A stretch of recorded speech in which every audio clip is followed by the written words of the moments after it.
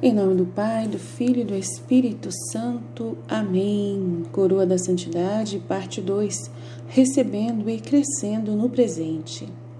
Todo o céu ora e espera ansiosamente que a vontade divina seja conhecida e reine. Então a grande rainha fará aos filhos de minha vontade o que ela fez por seu Jesus, e sua maternidade terá vida em seus filhos. Entregarei meu lugar no coração materno àqueles que vivem em minha vontade. Ela irá criá-los para mim. Ela guiará os passos deles. Ela os esconderá dentro de sua maternidade e santidade. Oh, como eu gostaria que todos soubessem que, se querem viver na minha vontade, tenho uma rainha e uma mãe poderosa que compensarão tudo o que lhes falta. Ela os criará no colo materno e em tudo o que fizerem, ela estará junto com eles para moldar seus atos segundo os seus, tanto que serão conhecidos como filhos criados, mantidos e instruídos pelo amor à maternidade de minha mãe. E estes serão os filhos que a farão feliz e será sua glória e honra. Jesus a Luísa, no diário dia 28 de dezembro de 1938. Necessidades preliminares. Conforme observado na introdução deste livro, é necessário buscar todas as virtudes que todos os santos buscaram nesta jornada de viver na divina vontade. Não somos dispensados de nada que nossos pais na fé devessem realizar. Portanto, é preciso estar bem versado nas grandes obras espirituais com as quais a Igreja tem sido abençoada ao longo dos milênios. Especialmente dignos de nota são os Introdução à Vida Devota de São Francisco de Sales, a verdadeira devoção a Maria, por São Luís Maria de Montfort, e a História de uma Alma, por Santa Teresinha de Lisieux, e a Imitação de Cristo, por Thomas de Kempis. Além disso, a escrita e a pregação de santos nos dias modernos, como São José Maria Escrivá e Papa João Paulo II, são significativas, pois a proximidade desses santos aos nossos tempos significa que eles eram capazes de abordar as questões de que os santos mais velhos faziam. E é claro, as Escrituras Sagradas, principalmente com o Catecismo da Igreja Católica, seguindo de perto, devem sempre permanecer o fundamento de alguém. Em uma palavra, a necessidade preliminar final de viver na vontade divina é ser um católico devoto. Todas as fontes do último parágrafo ensinam que o primeiro passo para a santidade é o arrependimento. O primeiro pronunciamento público de Jesus foi simples: arrepende-se, pois o reino de Deus está próximo. Portanto, para quem deseja viver na vontade divina, não há como escapar do exame completo de consciência, e é diário. Examine sua consciência. O pecado e a vontade de Deus não podem coexistir. É preciso certifique-se de examinar sua consciência com alguns exames de consciência minuciosos, detalhados e tradicionais. É aconselhável inserir especificamente o termo tradicional se fizer uma pesquisa na internet para exames. Muitos dos exames mais modernos são bons, mas são mais voltados para a evangelização do que para a santificação de alguém que está totalmente comprometido com o objetivo de se tornar um santo. Aliás, esta é a dicotomia geral, que uma alma que se esforça para se tornar um santo deve sempre ser ciente de, lembrando o que é suficiente para a evangelização não pode ser aconselhável para a edificação. Os critérios a seguir devem orientar um exame particularmente completo antes da confissão, que deve ser pelo menos uma vez por mês. mas um breve exame de consciência também deve ser realizado a cada noite. Essa foi a tradição da Igreja e foi incluída no magistério papal até o ano de 2018, quando o Papa Francisco escreveu numa exortação apostólica: peço a todos os cristãos que não omitam, em diálogo com o Senhor, um sincero exame diário de consciência. Então, o meu exame de consciência é com Jesus. Eu vou conversar com Jesus toda hora, todos os dias eu estou conversando com Jesus, o tempo todo, né, expondo os sentimentos, as minhas sensações, né, tudo, os meus atos, o tempo todo. E assim, tudo que eu faço é pesado por Jesus, né, pela intenção. Tudo é pesado pela intenção com o que foi colocado.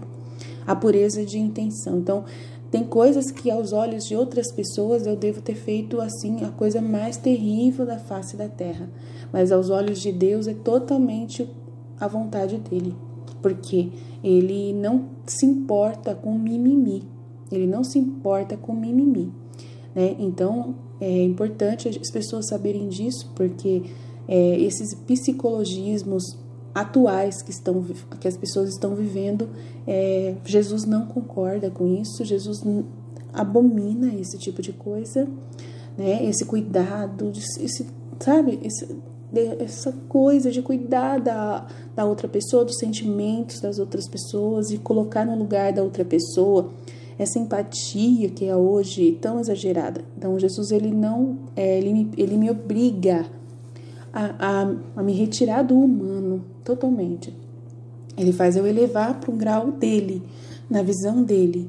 Então, sempre é assim, para viver na divina vontade. No meu caso, eu, Aline, que estou vivendo na divina vontade e estou formando pessoas, formando mesmo, eu estando em formação através de Jesus, que todo mundo está em formação, né? Até um padre, eles também dizem que eles estão em formação, porque o Jesus, ele é o nosso mestre, ele que é o nosso mestre, então ele que nos forma, né? Então nós estamos em formação com Jesus. Não me comparo com eles, com os padres, não me comparo, tá? Mas estou falando como que é a visão, né, clara. E é Jesus quem vai moldar a caminhada na divina vontade. E o molde principal que nós temos para fazer exame de consciência é as intenções da alma puras, né, por ter sido por amor a Jesus, para agradar somente a Jesus. Né, esse é o principal elemento da vida na divina vontade, agradar somente a Deus, não querer agradar homens.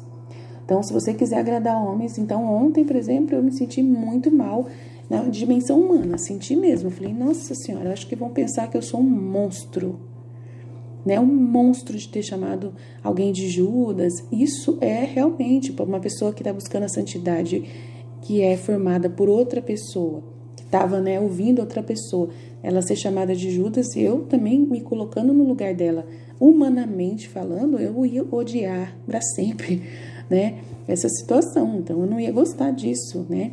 E ontem foi o evangelho do perdão, né?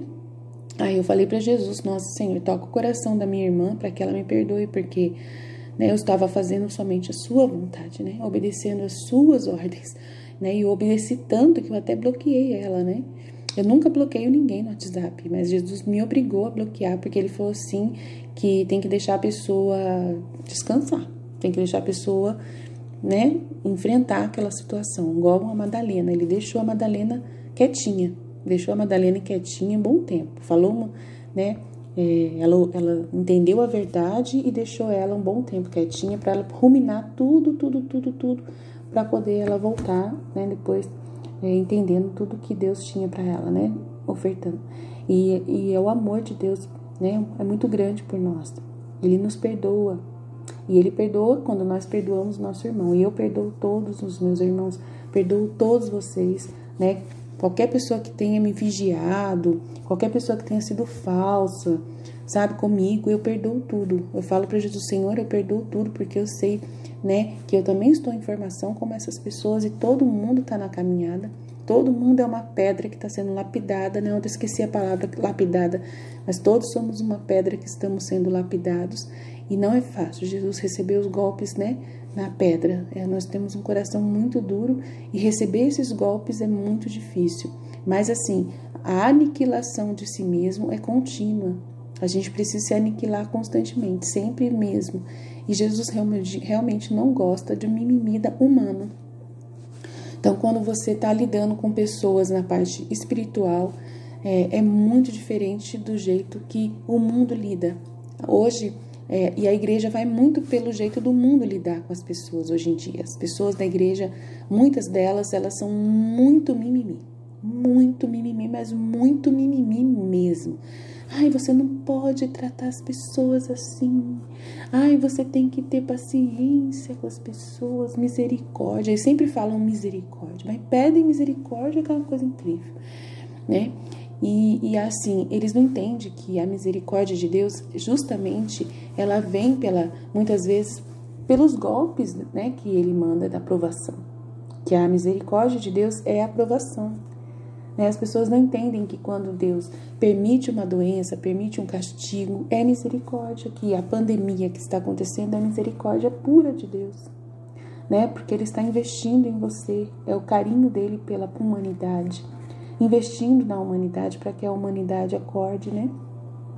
Ontem, meu marido mandou um vídeo para mim, uma notícia de um menino que morreu de 13 anos, 12 anos, que o pai perdeu por causa de bobeira, né? O menino levou um choque e morreu. Um choque com o carregador, né? Carregador do celular. Claro que, aí meu marido não concorda comigo. Ele falou assim, Aline, foi burrice, foi por besteira que o menino morreu. Eu falei, não foi. Não foi porque não foi besteira. O menino só morreu porque Deus quis. Se Deus decidiu que ia levar esse menino e ia ser desse jeito, Deus sabe o que tá fazendo. Aline, mas é um absurdo, tal. O menino estava mexendo com... Aí meu marido estava mexendo com um fio elétrico desencapado lá de carregador de celular e acaba dando nisso, é falta de cuidado, os pais que não cuidam, não sei o quê. Jesus, ele não quer que a gente fique assim se culpando com nada que acontece. Jesus, ele não tem essa visão, a visão de Deus é totalmente diferente e você começa a viver essa visão. Eu não consigo mais ter essa visão humana que meu marido demonstrou. Ele não concordou comigo de jeito nenhum. Então, se acontece isso com o seu filho na sua casa, você não estava perto, ele estava pegando o celular. Claro que você pode ter os seus cuidados, claro que você pode aconselhar o seu filho, você pode, você carregar os celulares do seu filho com o maior cuidado. Claro que você pode tomar algumas providências, porque é essa a intenção também de Deus, né? Para nos instruir, para nos dar sabedoria, para a gente ter mais cuidado com as coisas, né? Mas Deus, ele está nesse tempo agora, castigando de verdade seus filhos. E ele, ele permite que seja retirada a vida de uma pessoa numa situação boba dessa aí. E aí você fala, nossa, então Deus não é bom. Ontem eu estava assistindo também com meu marido, fiquei a tarde toda com ele. Aí eu estava assistindo com ele a televisão e foi um episódio muito interessante, né, do Anatomy Grey lá, que só estavam questionando Deus e estavam pedindo milagres, né? Pedindo milagres. E questionando Deus. A menina não aceitou, ela falou que eu servi a Deus toda a minha vida, eu amei meu Deus toda a minha vida. E não é justo ele permitir que meu filho tenha nascido com essa doença, né? Aquela doença de quebrar os ossos, no grau pior que tem. Eu não acredito que Deus permitiu uma coisa dessas comigo. E não sei o que. Aí uma menina que tinha perdido uma pessoa, também estava sofrendo a mesma coisa também, mas foi o namorado, o noivo. Eu não acredito que Deus tirou meu noivo. A gente tinha muitos planos. Nossa, eu não sei o que. Aí ela foi consolar a outra que estava super triste e ela se colocou no lugar de Deus naquele lugar, né, naquele momento. Deus calmou o coração dela através daquela conversa com essa moça, que dela falou assim, você vai aguentar, você vai suportar, né? Deus não dá uma carga maior do que a gente pode carregar. Você vai seguir em frente, você vai entender mais pra frente o propósito disso. Aí ela, ouvindo a si mesma pela ação do Espírito Santo, porque nessa hora não é você, é o Espírito Santo que ouviu as orações do esposo, porque o esposo não acredita em Deus, mas foi na capela rezar pela esposa, que estava desesperada, e falou para ele: ela te ama, Deus. Eu não te conheço, não sei se você está aí, se você não está, mas ela te ama, Deus. Que linda a oração dele. E aí eu falei pro meu marido: tá vendo para que serve o sofrimento? Tá vendo? Esse rapaz, ele nunca iria se aproximar de Deus, nunca iria se aproximar de uma capela para rezar, nunca, se não fosse o sofrimento da esposa, uma pessoa que ele ama de todo o coração. E ela nunca ia questionar e passar pelo teste, que ela fosse: deve ser um teste que Deus está me dando, e ele, né? E ela tá sofrendo. Deve ser um teste, por que ele permitiu que o meu filho, que eu queria tanto fazer uma família, eu sonhei com isso, me guardei, ela se guardou a vida inteira virgem, para poder encontrar o marido, para poder ser feliz nesse jeito. É o primeiro homem da vida dela, o primeiro que ela casou, tudo certinho. Ela não achou justo, porque ela foi fiel, e Deus não foi fiel com ela, então é isso que ela entendeu, né? Mas aí, ela depois foi pensando, ela tem que pensar o para quê. Ninguém vai entender o para quê logo de cara. O para quê de Deus. A gente não vai entender. E a cruz que Deus permite é justamente para nossa alma. É para nossa alma. A criança que estava no ventre dela é um anjo de Deus. Um anjo que Deus mandou somente para passar esse momento com ela. Para ser esse momento dessa vida que essa criança gerou, que foi gerada, né, seja uma história de amor, seja um momento de ensinamento, de humilhação, para que a pessoa veja o quanto ela é pequena diante, né, de Deus, né, para ela se sentir, se colocar no devido lugar. Deus está fazendo isso com as pessoas. Deus está falando: olha, eu sou maior e vocês não estão entendendo, né? E aí você fala: nossa, mas ela viveu direitinho, por que Deus permitiu isso na vida dela? Né? Por que Deus não recompensou? Então, tem um para quê, tem um ensinamento, sempre tem um ensinamento de Deus no interior de cada história. É uma história de ficção, então a gente não tem como examinar de verdade qual foi o ensinamento que Deus tinha para esse caso, mas para muitos dos casos reais, verdadeiros, Deus tem algum ensinamento para a alma dessa pessoa, que ela só vai entender depois, antes da morte, ou, né, na jornada espiritual dela, ou depois, essa 1 hora após a morte que Jesus dá para a pessoa, para ela pensar, para ela ligar os pontos. Então, são elementos que Deus utiliza para salvar a alma. Ele só se importa com a nossa alma. Deus lá do céu, Ele não se importa com os seus apegos materiais, os seus apegos humanos, as pessoas que você quer amar. Ele não se importa com isso. Ele se importa com você exclusivamente, pessoalmente, unicamente. Tá? Unicamente. Então, aquela pessoa que Ele levar, fique em paz, porque essa pessoa que Ele levou, mesmo que essa pessoa tenha morrido tão precocemente, tem o limbo.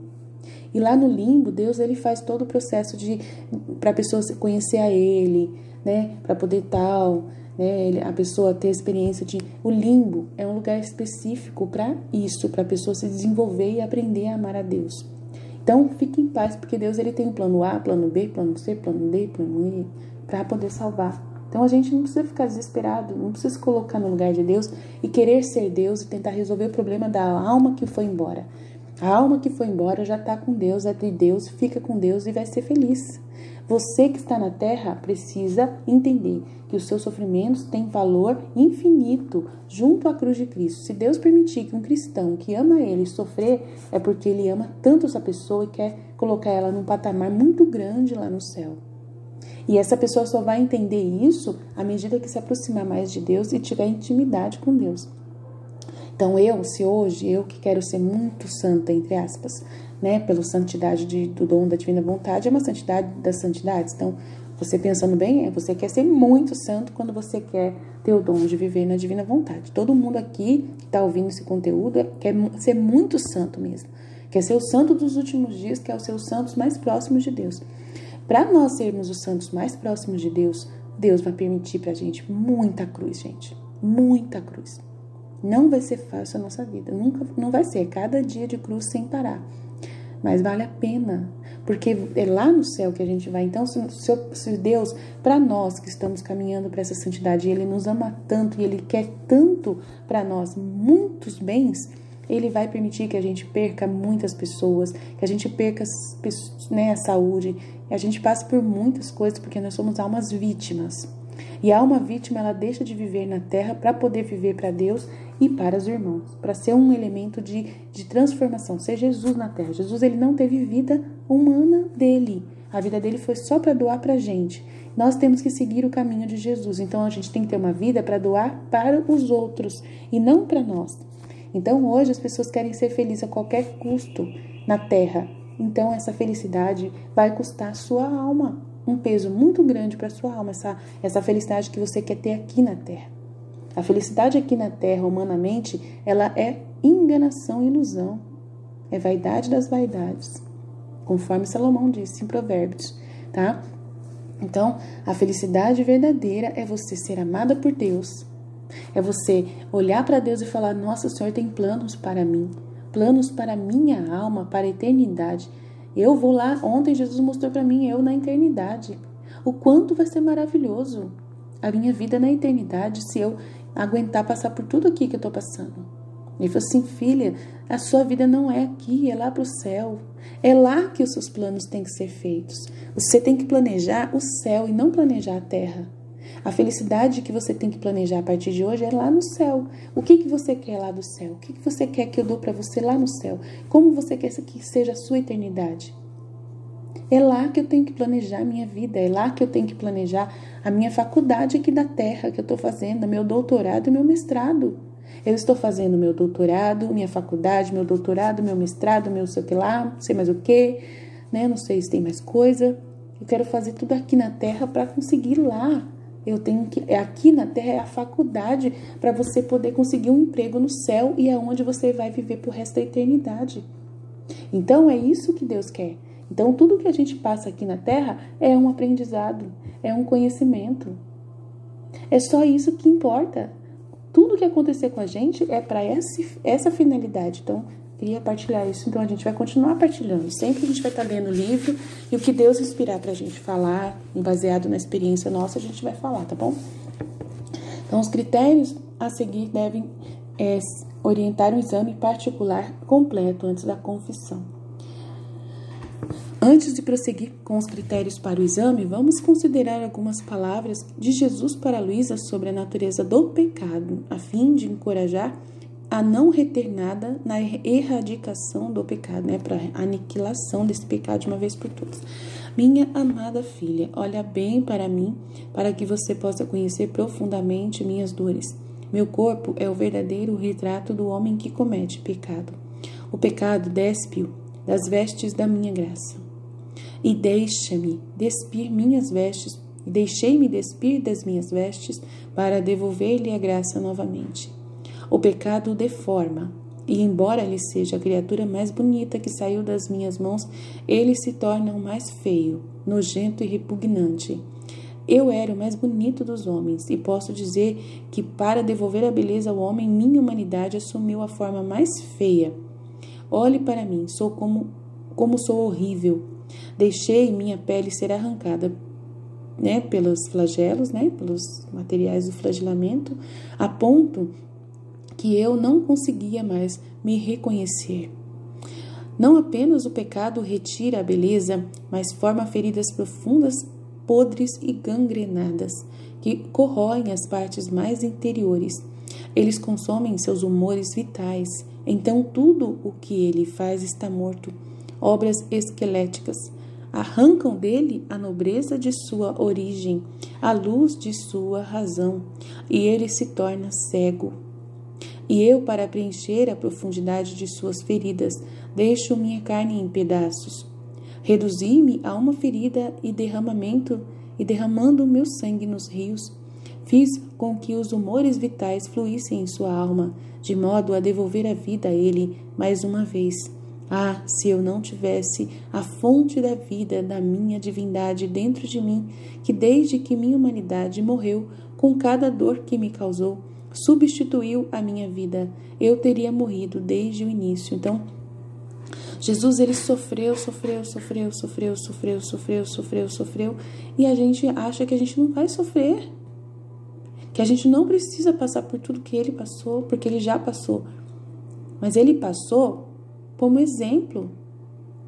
Ele assumiu para poder a gente também assumir, para a gente poder se elevar a essa intenção de mudar a nossa direção, de conversão completa, dos pecados, dos vícios que nós temos. O pecado causa tudo isso que Jesus falou, nojento e repugnante, deixa o homem nojento, que ele ficou horrível e deformado por causa que o pecado deforma a alma humana. O pecado deforma o ser humano, deixa o ser humano cego. O que o pecado faz? Ele põe uma mancha completa, a pessoa cada vez que peca, mais culpada ela se sente, mais má ela se sente, mais um animal ela se sente, mais animal ela se sente, ela não se reconhece mais como um ser humano, então ela não se identifica mais como ser humano, e muito menos como filha de Deus. Então, fazer o processo de volta do pecado é só pela graça de Deus. Ninguém consegue se não for pela graça. E o jeito mais fácil é pelo sofrimento, pelo sofrimento, é a gente assumir a nossa cruz, a carregar a nossa cruz, se auto-aniquilar-se a si mesmo, fazer essa aniquilação e aceitar que Jesus vai, fazendo isso através dos fatos, através de situações. Então, tudo que acontece comigo de ruim, que venha da parte das pessoas, a culpa é minha. Tudo que acontece, qualquer crítica que venha a mim, mesmo que eu seja inocente, a culpa é minha. Eu assumo essa culpa, como Jesus assumiu também. Jesus assumiu a culpa sobre ele. E eu tenho que assumir também como ele, a culpa, Mesmo que aquela pessoa esteja no erro, mesmo que eu assumindo a culpa, eu retiro a culpa dela. E eu a absolvo. Jesus, quando ele assumiu a culpa sobre ele, ele retirou a culpa de nós e absolveu a gente. Mas não quer dizer que porque eu absolvo essa pessoa, que ela não tem o pecado nela. Aí que acontece? Aí Jesus vai lá nessa absolvição que eu dou, esse perdão, e ele vai lá nessa alma e vai trabalhar com as luzes da graça para que ela possa compreender o pecado dela. E ela fazer o mesmo processo de dor, de perdoar, de também aceitar o erro para ela, assumir para ela a responsabilidade do fato que aconteceu. Independente, a gente não fica pesando na balança qual a culpa de quem. Isso aqui foi a culpa da Aline, isso aqui foi a minha parte, então eu vou pagar só a minha parte, a da Aline, ela que se vire. Não é assim que funciona. Você assume tudo para você, a culpa sempre é sua. Você fala para Jesus: Senhor, foi eu que fui culpada, foi eu que não soube fazer as coisas, do jeito certo, porque eu sou cega pelo pecado.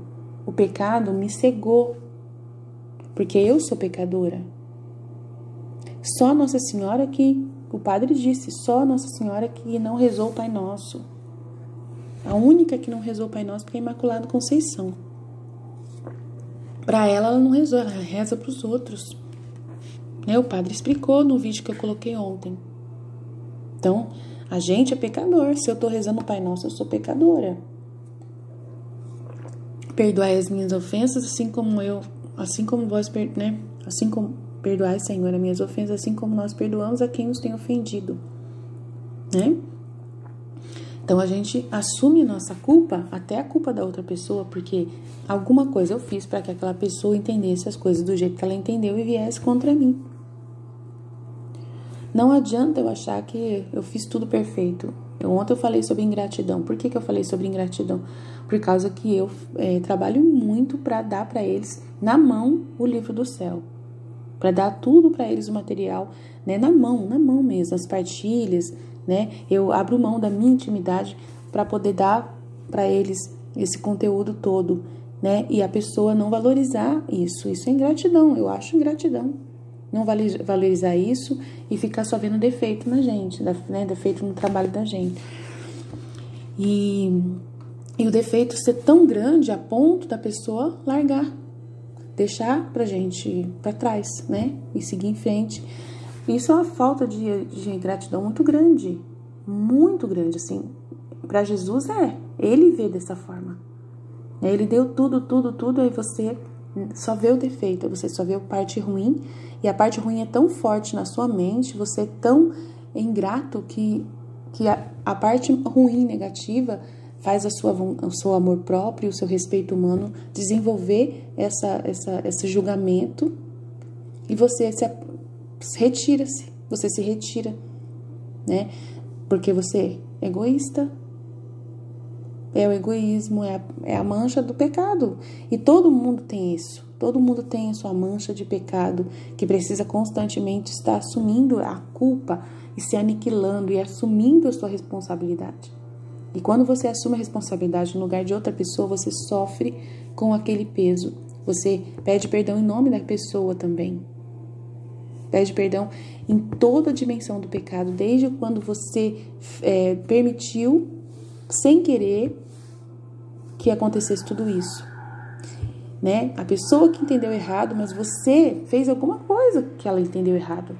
Então você assume a sua parte. Senhor, a culpa é minha, não culpa ela. Você vai pro pai, a culpa é minha, toda minha. Eu assumo para mim toda a responsabilidade sobre todas as pessoas que eu estou instruindo no meu canal. Eu assumo toda a responsabilidade. Se eu falar alguma coisa que fizer alguém se escandalizar e essa pessoa aí, né, chegar a um ponto de se negar o Senhor por causa do que eu tô falando aqui, se a pessoa fizer isso, eu assumo a responsabilidade, Jesus. Coloca na minha conta e eu vou colocar na sua, nos seus méritos, porque a nossa conta é junto. Eu e o Senhor, na divina vontade, somos um só. Então, eu coloco tudo nas suas contas, na conta do Senhor. E eu sei que o Senhor é misericórdia e retidão.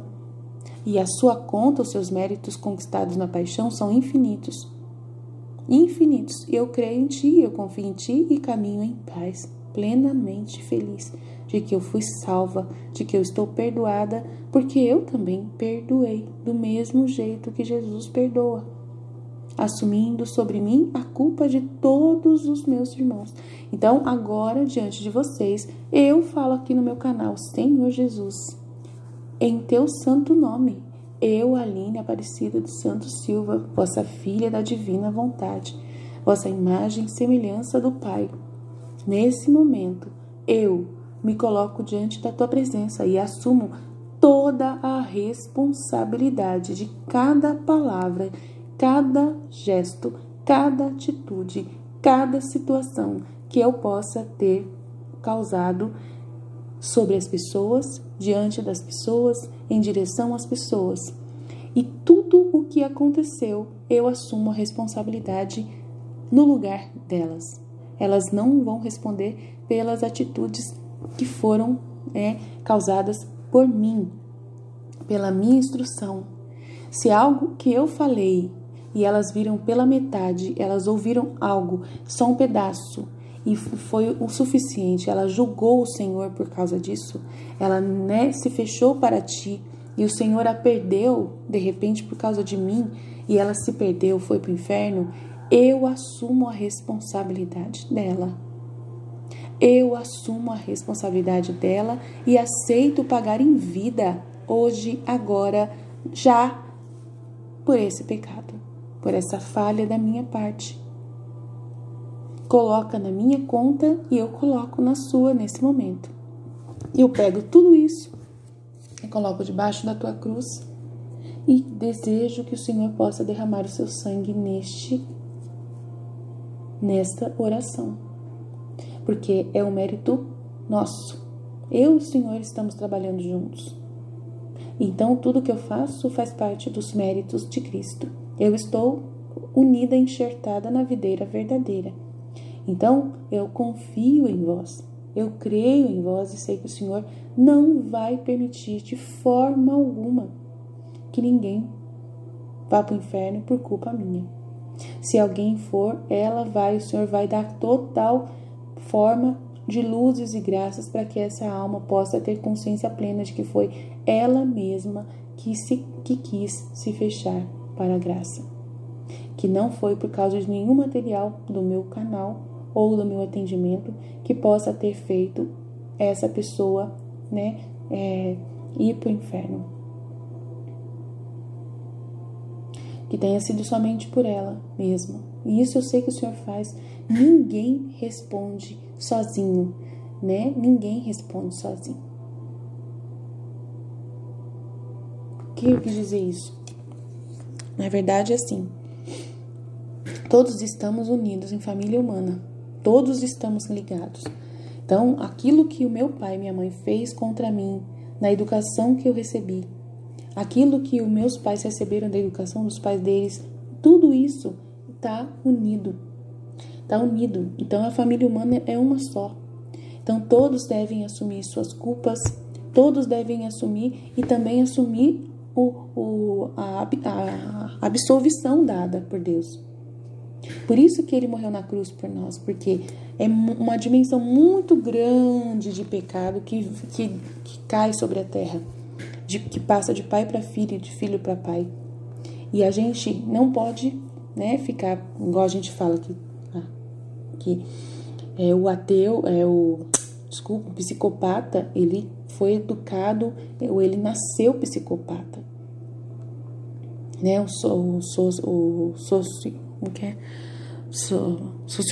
sociopata nasceu sociopata. E tem muita gente assim na Terra, né? Então, a culpa é de quem? É dele que ele nasceu psicopata? Então, tem todo um histórico genético que veio acompanhando, né? De pai para filho, de geração em geração. E isso tudo pesa. Mas só que deve ser colocado tudo na cruz de Cristo. Mas cada pessoa é individual. Cada um responde sozinho por suas próprias culpas e responsabilidade, né, das escolhas que fez, tá? Então, se você ouve alguma coisa aqui, você escolheu virar-se as costas para Deus, a culpa não é minha, né? A principal responsabilidade é única da própria pessoa e Jesus vai se encarregar de fazer esse processo com ela. Então, a gente confia nisso. Então, a gente não precisa ficar com medo quando a gente está fazendo um canal de evangelização e alguma coisa você falar e as pessoas entenderem do jeito delas de que você fez alguma coisa errada, falando uma heresia ou fazendo alguma coisa num vídeo específico único. A pessoa não ouviu os outros vídeos, só ouviu um vídeo só, aquele único vídeo dela já fez ela julgar totalmente quem sou eu, como se eu fosse a pessoa mais anticatólica que existe na face da Terra. Mas a culpa é minha, eu assumo. Mas a culpa da escolha dela de fazer o que ela fez, de me julgar, é dela. E aí ela tem que fazer o processo dela e Deus vai se encarregar de alcançá-la. E eu vou orar absolvendo ela. Então eu absolvo ela, eu perdoo ela, né? Em Cristo Jesus, assumo a responsabilidade. Para mim, Jesus vai lá e vai trabalhar no coração dela para que ela possa ter a oportunidade de se arrepender da escolha que ela fez mediante ao julgamento que ela mesma escolheu fazer. E aí é entre ela e Jesus. Eu fico dentro do coração de Jesus. Eu coloco tudo na conta de Jesus. Tem uma conta. Jesus tem uma conta. Ele tem uma conta de méritos infinitos. E esses méritos vão cobrir toda a dimensão dos pecados humanos, desde que você acredite nele. Se você não fizer essa negociação com Jesus, essas compras de graças, né? Por isso que você, quando está evangelizando aqui, você está correndo riscos. É um negócio, né? É uma empresa espiritual. Pensa bem, é assim. É uma empresa espiritual. Então, eu tenho que investir fazendo um material para evangelização para poder alcançar o máximo de pessoas possível. Então, ontem, eu conversei muito com Jesus o dia inteiro, fiquei silenciosa ontem e falei para Jesus, eu tenho medo de atrapalhar a divulgação do dom da divina vontade, eu tenho medo de atrapalhar o seu reino. E Jesus falou assim, olha, Aline, é uma confusão mesmo, tanto que eu li os áudios lá falando sobre isso, é uma confusão mesmo, eu falei que ia ser uma confusão. Jesus falou para mim, eu avisei que ia ser uma confusão geral. né? Nesse texto que eu li ontem várias vezes, da renovação do mundo, tem rezado essa semana inteira essa renovação do mundo, falando sobre esse meio tempo, que é uma confusão geral. Ele falou, é uma confusão geral, não tem como evitar, filha. Não tem como evitar, tá? Mas só que ficar sem falar do dom da divina vontade é o maior pecado que alguém pode cometer. Se você sabe que esse dom existe e não falar que ele existe, esse é o pecado. E esse é o pecado que a igreja comete, de omissão, diante do bem que ela sabe que existe, que ela tem que dar para o mundo. E ela, por causa do medo desse medo, né, de fazer do jeito errado, um medo de Deus tão grande que ele fala assim, esse medo que vocês têm do Pai, de Deus, achando que vão fazer alguma coisa errada, do jeito errado, que tem que ser do jeito certinho, né, numa ordem certinha para poder não perder ninguém, isso aí não existe, ele falou. Isso aí não existe. A igreja, ela corre riscos. Ela corre riscos, ora ela vai salvar, ora ela vai condenar.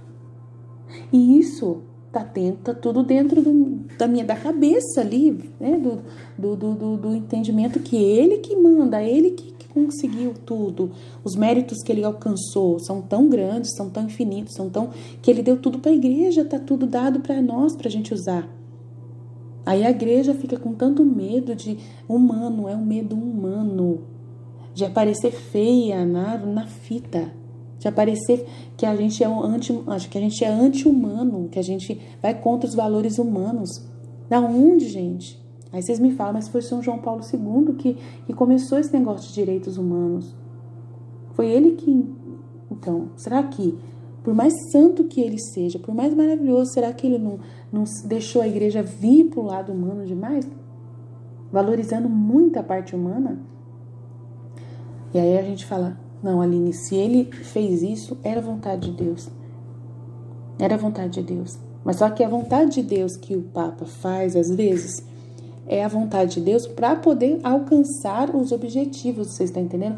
É a mesma coisa que Deus faz quando ele tira a vida de alguém, né? Quando ele tira a vida de uma pessoa, de um filho pequenininho de 12 anos, né? Às vezes é um mal que vai levar para o bem. Então, de repente, a igreja, né, foi encaminhada pela ação do Espírito Santo, pelos nossos papas, para viver essa dimensão que ela está vivendo hoje, humana. De se preocupar muito com valores humanos. Se preocupar muito com isso, e Jesus não se preocupa com isso. Então, o que aconteceu? A história está fazendo com que a igreja queira aparecer diante da humanidade como algo bom. Se Deus está precisando fazer isso, se Deus quer fazer dessa forma, a gente tenta, né, entender. Será que Deus estava querendo fazer ou eram os homens que estavam querendo? Mas o homem é santo. Ele é santo, ele conseguiu milagres, a gente conseguiu os milagres em intercessão. Ele é uma pessoa muito santa, ele era totalmente mariano, né? Então, por quê? Né? Por que a gente vai pensar? Então, as escolhas que o Papa fez vão ser respondidas diante de Deus. Ele fez essas escolhas, mas só que ele também arriscou também. Ele também arriscou.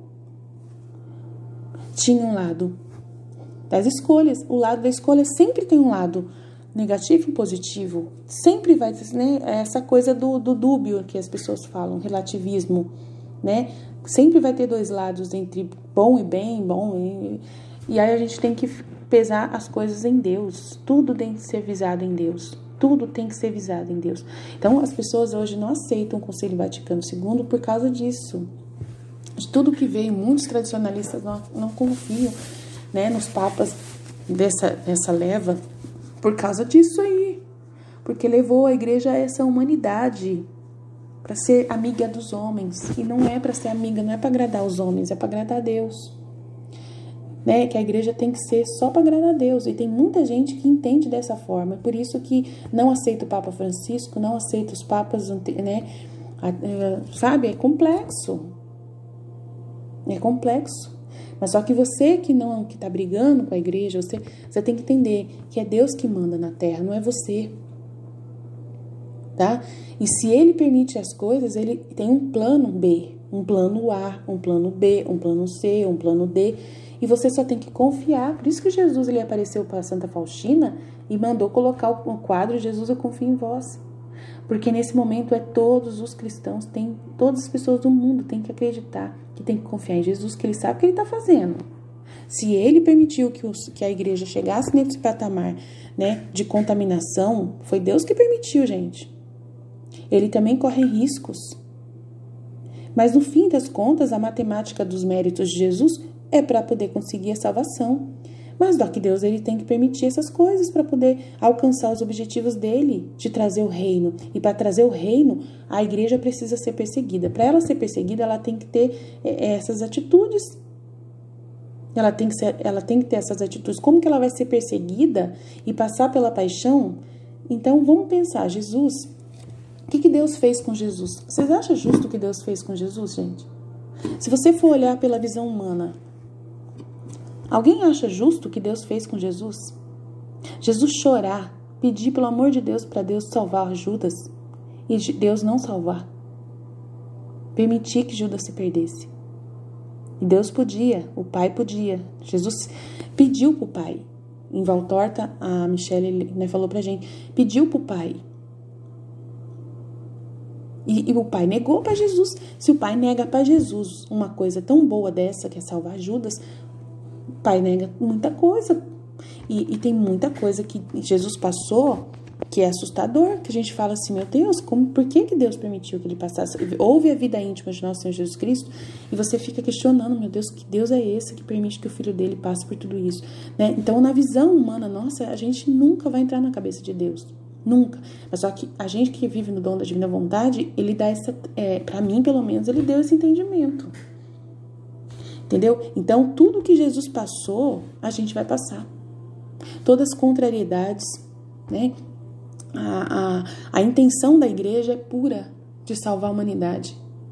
A intenção da igreja, quando ela faz o bem humanamente falando, em direção aos direitos humanos, aos valores humanos, né? Quando ela se preocupa com o econômico, quando ela se preocupa com a natureza, quando ela se preocupa com tudo. É Jesus que estava se preocupando com os pobres, dando de comer para os pobres lá naquela época. É Jesus curando as feridas das pessoas naquela época. Aí Jesus, ele falava de Deus, mas ele cuidava também do pobre. Também alimentava os pobres. Né? Ele expulsava demônios, mas ele também curava a ferida. Por quê? Porque como que a pessoa... Vamos pensar como Jesus, vamos pensar como a igreja. Como que uma pessoa vai aceitar Jesus se ela está passando fome? Vamos pensar. Vamos fazer o exame de consciência da igreja, né? Como que as pessoas iam ouvir Jesus com fome? Aí o padre contou, o padre Daniel fez aqui um exame, né, uma meditação Lectio Divina aqui no meu canal, que eu coloquei no canal. E nesse Lectio Divina, ele fala que Jesus primeiro cuidou, né, das pessoas. Resolveu o problema delas primeiro para depois pregar. É isso que a igreja faz. Ela obedece Jesus, gente. Acordem. Ela faz o que Jesus fazia. Ela precisa ajudar os valores humanos para as pessoas terem alguma dignidade para ouvir Jesus. Do mesmo jeito que Jesus fazia. Ele alimentava as pessoas para poder elas ter a barriga cheia, elas poder prestar atenção nele. A igreja faz a mesma coisa. E a igreja vai ser julgada como Jesus foi julgado. E vai para a cruz como Jesus foi. E o Pai que está permitindo tudo isso. O Pai que faz tudo isso. O Pai que dá essa sabedoria para a igreja, através do Espírito Santo, deu essa sabedoria para Jesus, que era cheio do Espírito Santo. É matemática pura. Como que alguém vai ouvir Jesus se ela está com fome, com sede, sem emprego, sem dignidade? Então, por mais que o sofrimento seja bom, mas atrapalha na compreensão também. Então não é só cruz, cruz, cruz, cruz. Entendeu? É complexo. Então ninguém pode julgar ninguém. Ninguém pode julgar a igreja. Ninguém pode julgar o Papa, nenhum Papa. Nada, ninguém pode julgar. A igreja ela é santa como Jesus era santo. Ele não era santo? Nessas atitudes dele, ele foi santo. Ele era plenamente santo, então a igreja é plenamente santa. Acorda, gente, quando Deus desce na terra, ele toma forma humana. E essa forma humana de Deus na terra faz ele ser humano e ele entende. Por isso que ele deu para Pedro a chave do reino do céu. Tudo que ele tomar de decisão tá certo. Pode ser a decisão que ninguém concorda, mas tá certo porque ele tem a chave do reino do céu. Tudo que ele ligar na terra será ligado no céu. Por quê? Porque a visão da humanidade, né? Jesus também tinha essa visão humana das coisas. Por isso que Jesus ele perdoa todos os pecados. Nenhum pecado é sem perdão. Até o pecado contra o Espírito Santo. Se você se arrepender, ele perdoa você. Se você voltar atrás, ele perdoa você.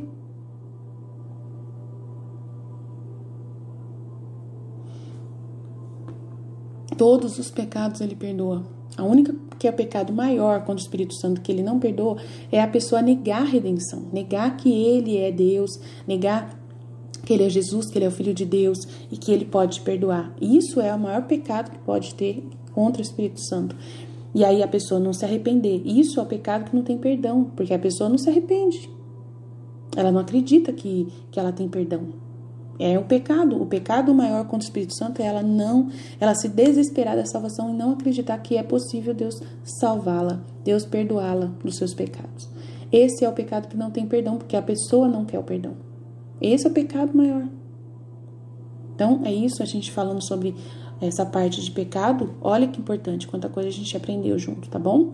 Tá? E é Jesus que sempre fala pra mim, é Ele que instrui aqui a minha mente, Ele que vai falando, né? Então, aqui, vamos lá. Examine sua consciência, tal. Então, eu li aqui o trecho, né, da falta de perdão. Se eu tivesse a fonte da minha vida, se eu não tivesse a fonte da vida da minha divindade dentro de mim, que desde que minha humanidade morreu, com cada dor que me causou, substituiu a minha vida, eu teria morrido desde o início. Desde o início do começo da minha paixão. Agora as minhas dores, meu sangue, minha carne que se desfazia em pedaços, estão sempre no ato de dar vida ao homem. Mas o homem rejeita o meu sangue para não receber a vida. Ele pisou na minha carne para ficar ferido, como eu sinto o peso da ingratidão. Então Jesus ele fez tudo isso pra gente, resolveu todos os problemas, fez todas as matemáticas que tinha que fazer. Ouçam a vida íntima de nosso Senhor Jesus Cristo, vejam a matemática que Jesus fez. Conheçam Jesus de verdade. Esse é o Jesus verdadeiro que fez essa matemática da salvação para nós. Vamos entrar nessa conta, meu Deus do céu. Ele alcançou reparações assim a nível de pecados de todos os estilos que você possa.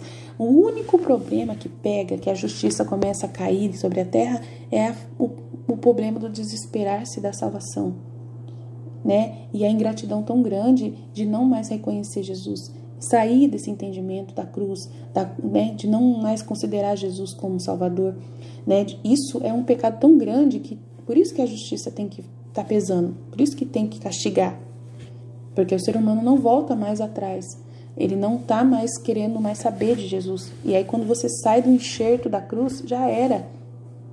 E aí Jesus tem que resolver o problema, Deus tem que tomar uma providência. E é isso que está acontecendo nesse tempo agora. Então é muita misericórdia. Então nós estamos no tempo da infinita misericórdia de Deus, não é da justiça. É da infinita misericórdia. Quando chegar o tempo da justiça, vai ser o momento dos flagelos. Os flagelos, a grande ira de Deus. Aí vai começar a justiça de Deus. Aí a gente vai pegar, aí a gente não pode estar, até lá a gente tem que ter entendido tudo isso que eu estou ensinando aqui. Que não é eu que estou ensinando, é Jesus, é o mestre que está sentado aqui na minha cadeira e ensinando, tá bom? Que a paixão de Cristo, que foi o resultado dos nossos pecados, permaneça como um lembrete perene do que fazemos a Jesus quando negligenciamos o arrependimento. Em termos gerais, deve-se examinar sua consciência implorando a ajuda do Espírito Santo e depois considerar cuidadosamente como ele conseguiu ou falhou em viver corretamente à luz da seguinte fórmula da doutrina católica. Essas delimitações particulares são encontradas no apêndice do próprio compêndio do Catecismo da Igreja Católica do Vaticano. Os 2 mandamentos do amor. Amarás o Senhor teu Deus com todo o teu coração, com toda a tua alma, com toda a tua mente. Amará o próximo como a ti mesmo. A regra de ouro, faça aos outros como gostaria que eles fizessem a você. Então ele está aqui falando sobre os 10 mandamentos, né? Essa parte já é catequese, eu não vou falar, não vou ler esse trecho, tá? Os preceitos da igreja também, tá? Os mandamentos da igreja, como você tem que fazer seu exame de consciência. O Filho da Divina Vontade, o exame da consciência principal, que a gente faz além de todos esses pecados, né? As 4 virtudes, prudência, justiça, fortitude, temperança, né? Todos esses, o Filho da Divina Vontade, o principal conversa com Jesus não é mais baseada, né, nessa parte humana só. Amar como Jesus amou, tá? O mandamento é amar como Jesus amou. Se você não for Jesus e não amar como Jesus amou, desse jeito que eu falei, né? A matemática que a gente vai amar as pessoas é esse jeito, você assumindo tudo para você, você sendo Jesus, você assumindo toda a culpa sobre você. Mas quando você assume toda a culpa sobre você, você tem a liberdade de poder corrigir, tem a liberdade de poder exortar, tem a liberdade de poder até castigar alguém. Porque você é Deus, você é Jesus, tá? Então você pode falar a verdade, você pode ser quem você é, porque você é um instrumento dele na terra. Você está vivendo para poder levar a mensagem dele. Então você alcançou o grau, né, de divisão divina, de divinização. O Filho da Divina Vontade é divinizado. Então se ele não amar do jeito que Jesus amou a ponto de dar a vida, então esquece. Não tem exame de consciência. Aí você vai voltar ao parâmetro, o Daniel aqui, por isso que eu falo que, por mais que eles acham que sabem o que é o dom da Divina Vontade, eles não sabem, porque o Daniel está pedindo para a gente fazer o exame de consciência básico da catequese católica, as fórmulas da doutrina católica, né, básica do humano, da parte humana. Mas o Filho da Divina Vontade, Jesus instrui para mim, é na base do divino. O pecado que a gente comete, né, agora, como filhos da Divina Vontade, é de não amar como Jesus amou. Porque se a gente não amar como Jesus amou, aí a gente pode seguir tudo o resto aí. Todos os mandamentos, 10 mandamentos da Igreja Católica, os preceitos da Igreja, as virtudes morais, né, as 7 obras de misericórdia, as 7 obras espirituais da misericórdia, né? Porque se você ficar fazendo continha, eu preciso alimentar os famintos, eu já fiz isso hoje, né? Tudo isso é básico, isso aí, tudo já está incluído em amar como Jesus ama, né? Então, assim, se você vai dar, eu que sou uma pessoa pregadora, se eu quero ensinar as pessoas, qual é a obra de misericórdia da minha missão? É dar tudo de graça. Os conteúdos que eu tenho, tá tudo de graça, eu não posso ficar vendendo igual a maioria vende.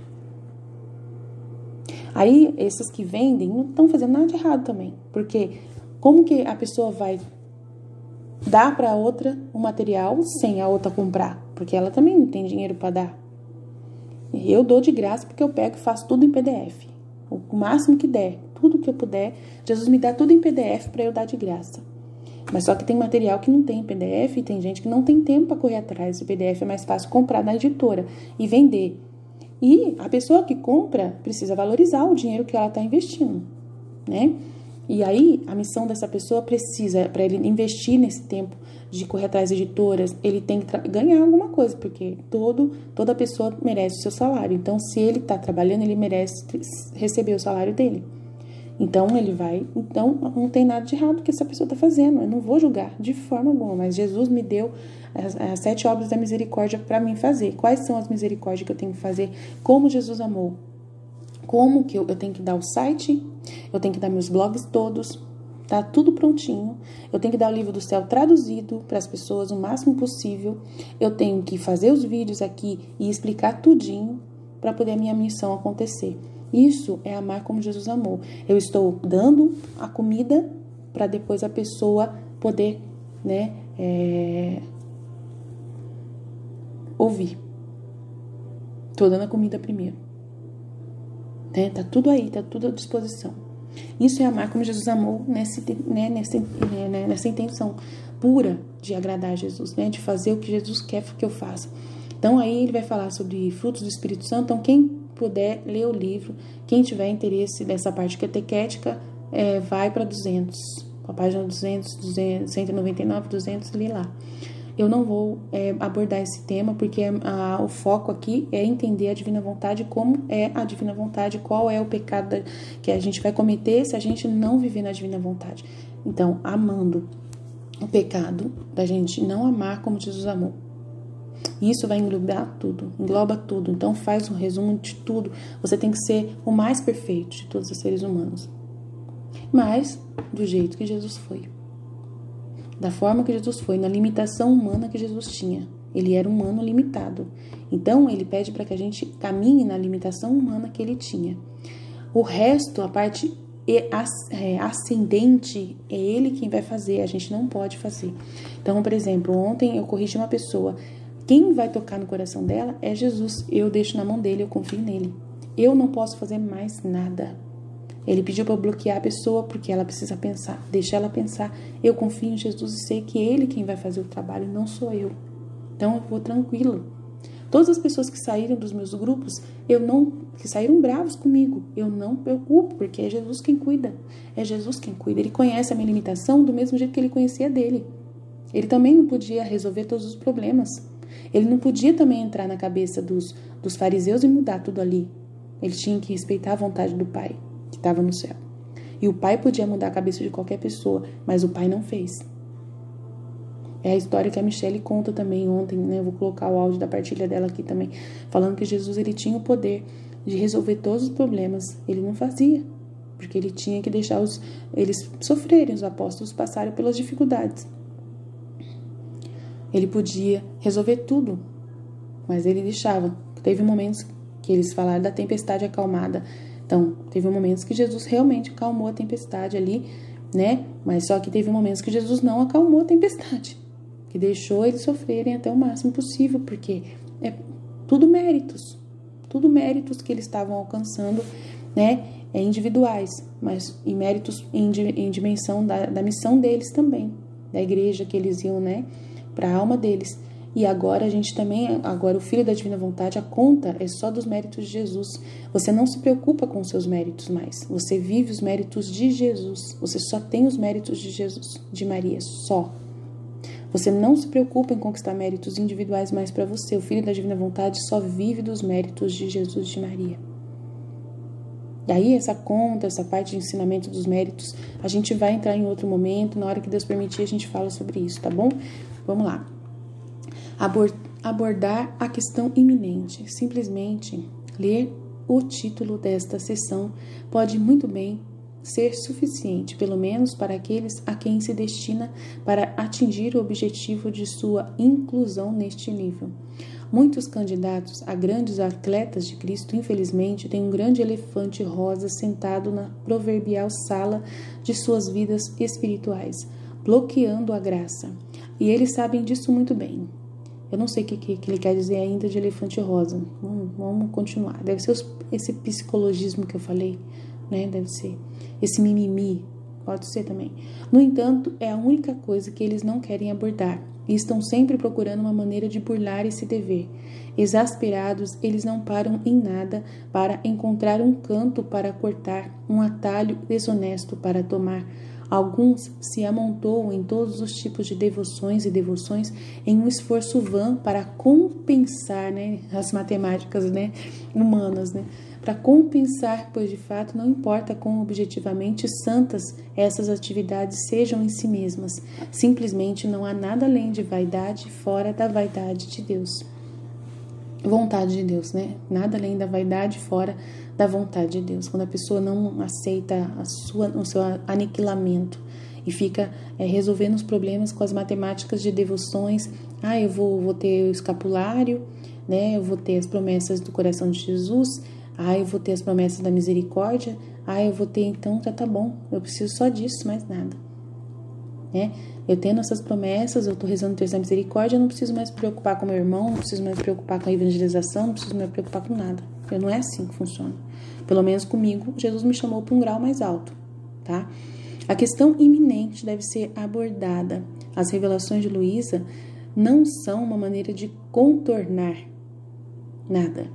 Antes, constituem apenas mais uma insistência que abordamos. Apenas uma pequena amostra desses problemas iminentes será apresentada aqui, pois, em última análise, cabe à honestidade do indivíduo reconhecer esse problema em sua vida, esteja ele presente ou não na próxima lista de perguntas, e trabalhar para resolvê-lo. Agora, a questão não precisa ser inteiramente conquistada como pré-requisito para a espiritualidade da vontade divina, mas é preciso, pelo menos sinceramente, começar a abordá-la. Então, a seguir, vamos apresentar alguns dos problemas iminentes mais comuns. Alguns que deixaram o cônjuge, alguns que deixaram a Igreja Católica, alguns que têm carreira que é imoral. Interessante esse trecho. Vamos ver quanto que eu já gravei desse áudio aqui, que eu acho que eu já falei um tema muito forte e já está mais de 1 hora, então eu vou parar e vou deixar para o próximo vídeo. Amém? Jesus, eu confio em vós, Fiat.